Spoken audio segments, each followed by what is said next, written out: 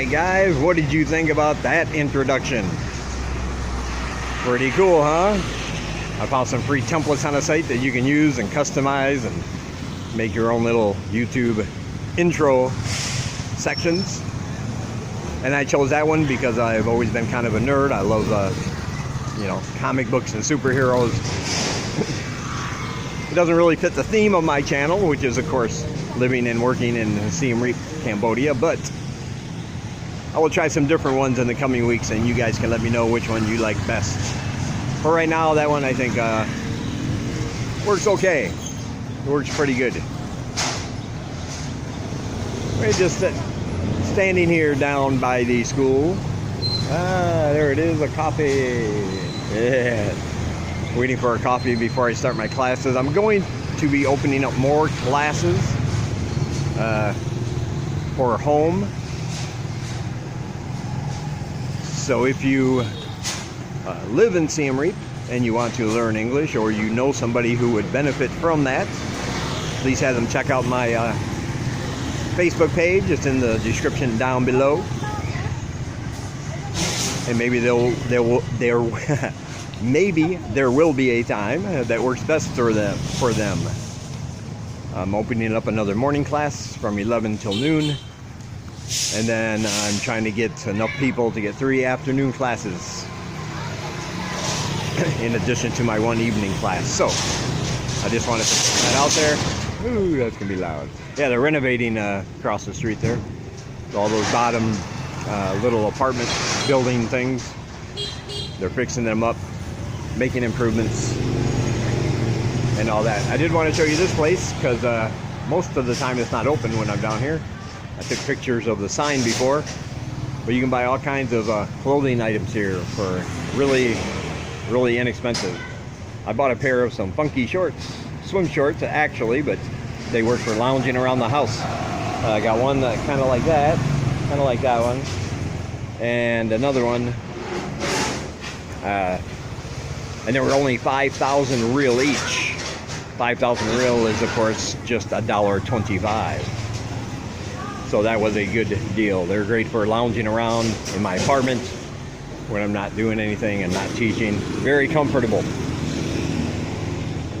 I like them. They didn't have the one with the skulls yesterday. I might have to make another purchase because I like that one. But can't be spending all my money on clothes. Anyway. Yeah, I got a few minutes left before school. Oh, there's the man right there with the sugar cane juice. This thing like bossing him around for some reason. I don't know why he puts up with it. But yeah, they got all kinds of clothes here for anywhere from 5 to 10,000 real, generally. So if you're ever down here on a street that is called Unnamed Road on my map. This street actually has no name. But it's right off Luck Tanai, which is that main road down that way. That's Luck Tanai. And of course the school I teach at in the afternoons, part-timers right there. So if you're ever down this way and you're in town, want to get some cheap clothes, come on down and make a deal. They'll do you right. You can also visit any of these other shops. You got beauty shops, hair salons, haircuts for men, places to eat and get coffee or drinks or anything else you want. So come on down. All right. About to go into class. I will talk to you guys later. Hey, buddy, don't move or anything. Don't move or anything, buddy. Alright guys, it's a Friday and nothing is working. Nothing is working. And that's simply because today is a blackout day. That simply means that the entire town of Siem Reap has no power. It started at about 5:30 this morning. And according to all reliable sources, it probably won't be back on until about 5 or 6 in the afternoon.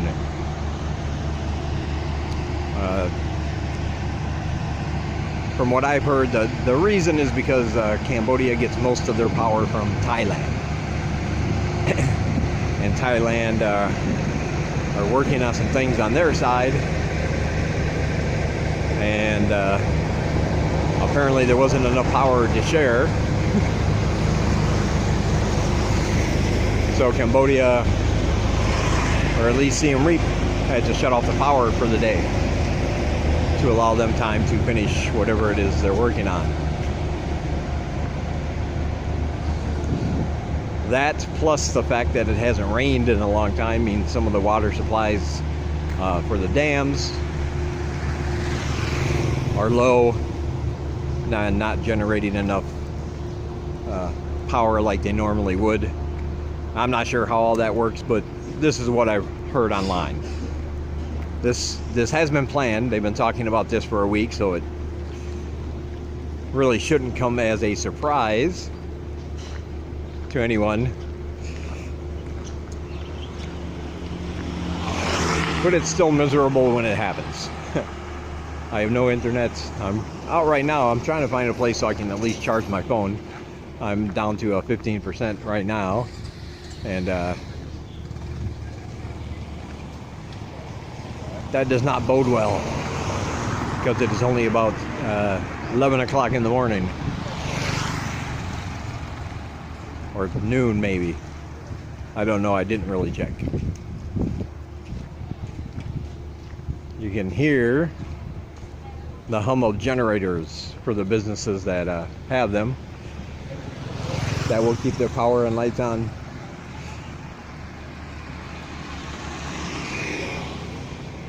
For their guests. But because it's a citywide, there are some businesses. Normally, if the power goes out for a short period of time, or on any given day, if you just want to go to a hotel or a guest house that has a pool, they'll let you use it for either a few bucks, $2 or $3, or they'll say, hey, buy a drink, buy something to eat. You can use it as long as you want. They'll let you come in, but some of these businesses are advertising, we can't do that today, because they want to make their guests comfortable, and they don't need like 50 extra people trying to jump in a small swimming pool. I'm sure you understand.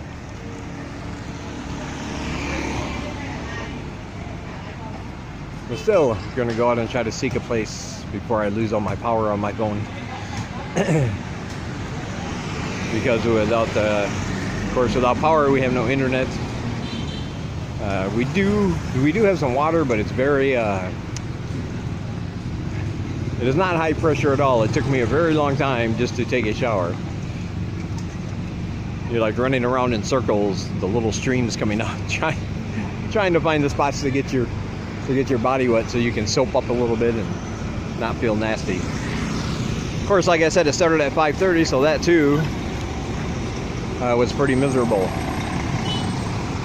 Couldn't really sleep because even though I only use a fan in my apartment and not the air con, because the fan keeps it cool enough for me, but when that goes out and you have nothing, it gets hot fairly quickly. The heat starts building up even at 5:30 in the morning before the sun's out. And then of course once the sun is out, with very little breeze, it's a pretty miserable experience at times. Something else to be careful of: if you see a vehicle and they have a blinker on, do not trust that blinker. Do not trust that blinker. Okay, this one you can trust. It looks like he is actually turning. A rarity.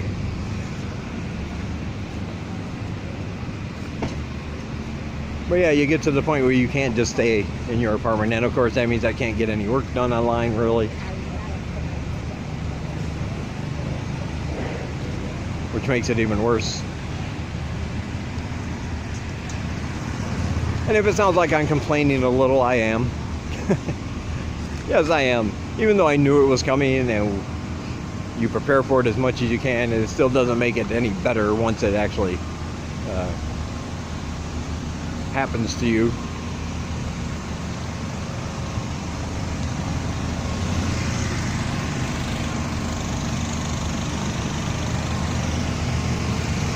I still had my morning classes despite the fact that it was very hot even at 9 o'clock in the morning. But we sweated through it, we got through it, everything was fine. But I'm not sure about the school this afternoon. I don't think they're going to have classes because they will not have power.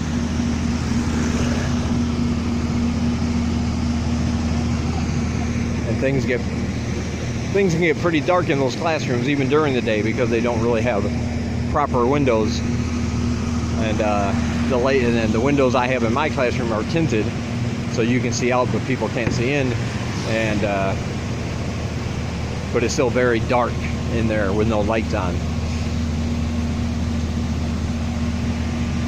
Plus, there would be no fan, no air con. I would be miserable. The children would be miserable. And the hardest thing to teach is miserable children. Even under the best of circumstances, they can be a handful at times.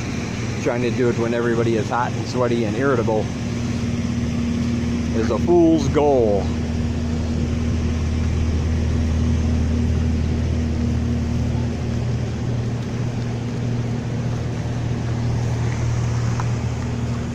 But anyway, I guess they're going to have certain power outages in different areas in the coming week.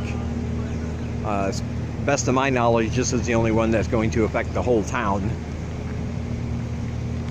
And like I said, that's just so on the Thailand side they can take care of whatever it is they're doing over there so we can get our power back. But on the other hand, as much as I complain about it, and as much as it does suck, we can make an adventure out of it.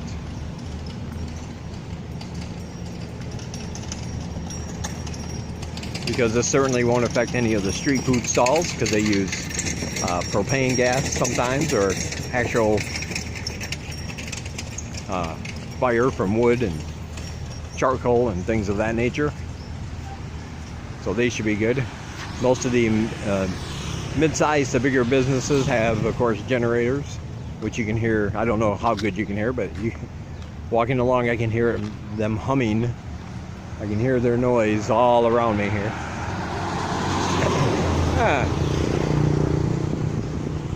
What is this?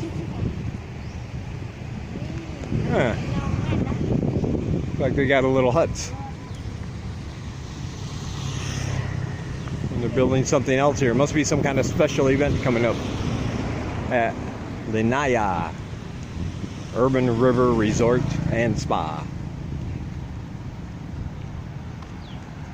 Very nice place if you want to come to Siem Reap and stay in a nice amenity-filled, slightly more expensive environment.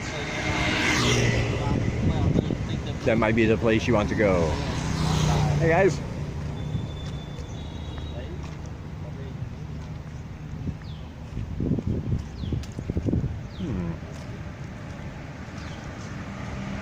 But at least there's more of a breeze down here by the river, so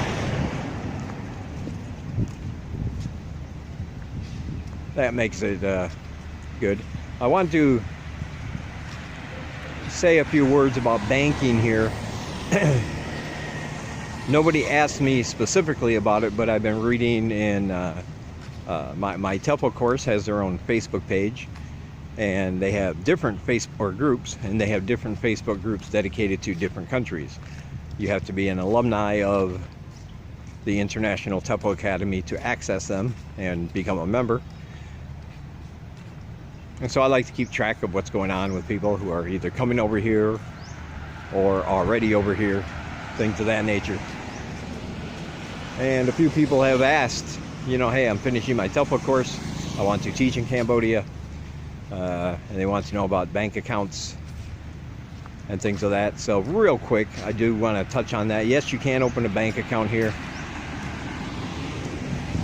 You have to have the E-type visa extension. You can't open a bank account on a tourist visa, so you do have to have an E-type visa, retirement, looking for work, or work visa.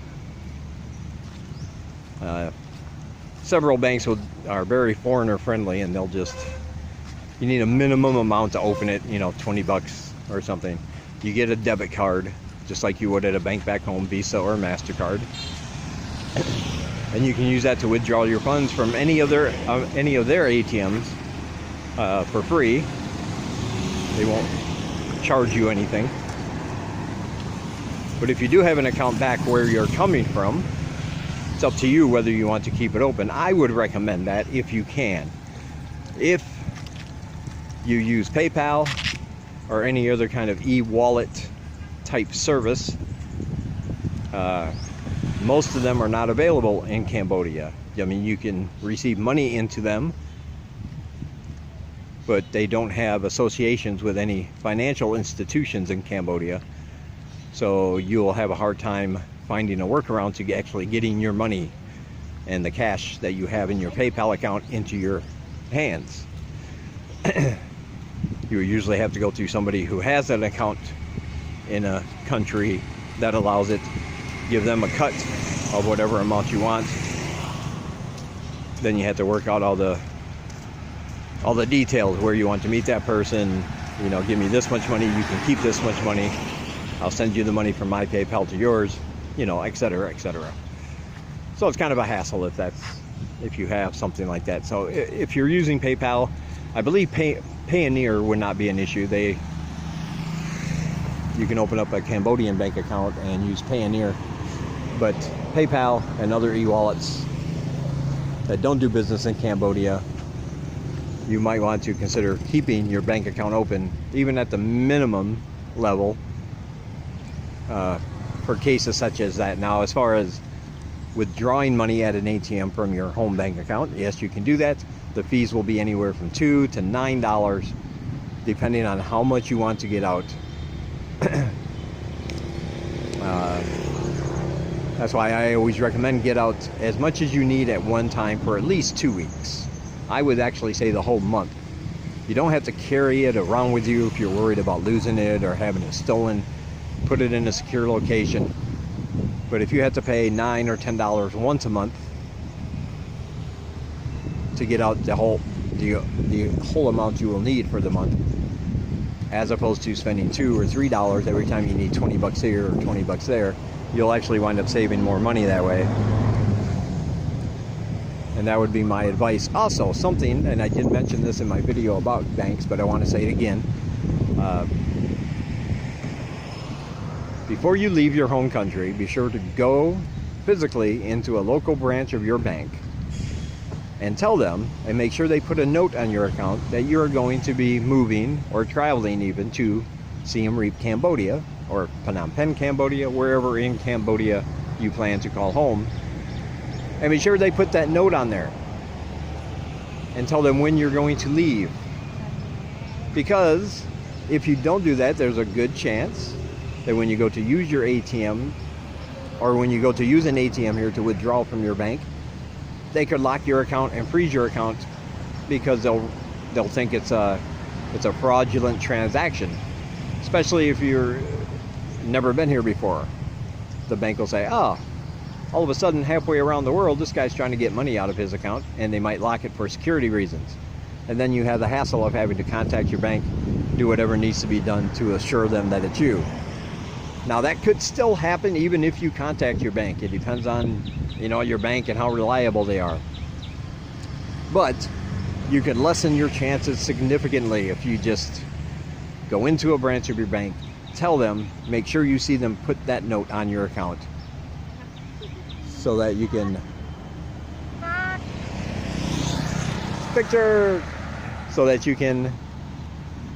lessen your chances of having your account frozen.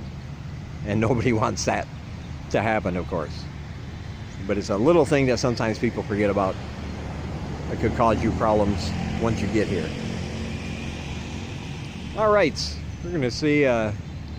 We just stopped here for a little rest in the shade, enjoying that little breeze coming from the river here. But I need to go find a place to charge my phone. So I will talk to you guys in the next one.